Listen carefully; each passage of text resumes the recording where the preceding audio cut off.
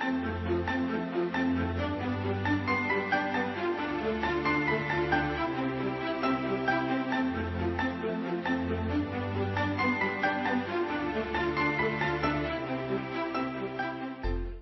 lesson 9, fundamental correlation, and we're focusing on the Pmi Economic Indicator.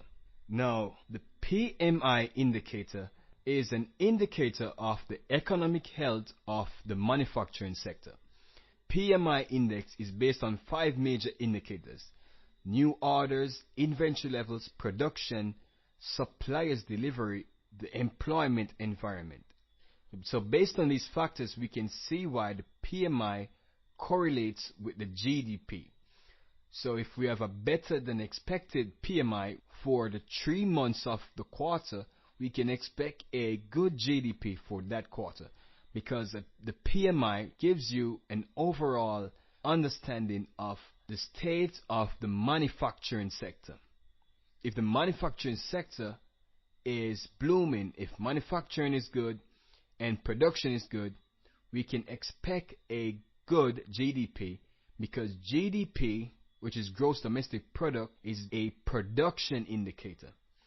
And if the manufacturing industry is good, we know production should be increasing, because manufacturing industry is good, so production should be good, so GDP should be good. So watch the monthly PMI if you want to get an idea of what to expect for the GDP. Now the ADP and the NFP.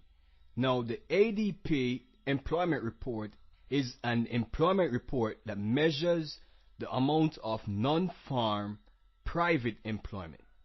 So as a result, the ADP can give you insight into what to expect for the non-farm payrolls report, because if there has been a high ADP number, chances are you can expect a relatively high NFP number. But there are also other factors that affect the NFP, like jobless claims and stuff like that. But you can use the ADP to help you to predict the non-farm payrolls number. Now later on in the course, we'll discuss more things that affect the non-farm payrolls report. But right now, just focusing on PMI.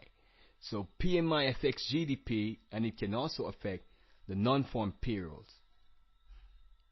The anticipation of the news has a greater impact than the actual news. For example, if we know the Federal Bank is planning on raising interest rates, this will have a greater impact on the market than the actual raising of the interest rates. Now, a lot of times, the anticipation of the news caused the market to move so much that the actual news caused the market to move in the opposite direction. So on many occasions, institutional traders, banks, and traders with large accounts would enter the market on the anticipation of the news and take their profits when the actual news comes out.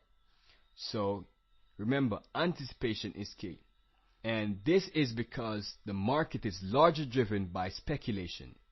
The actual news outcome is not as important as the anticipation of the news. Now, in the next lecture, we'll be looking at the non-farm payrolls.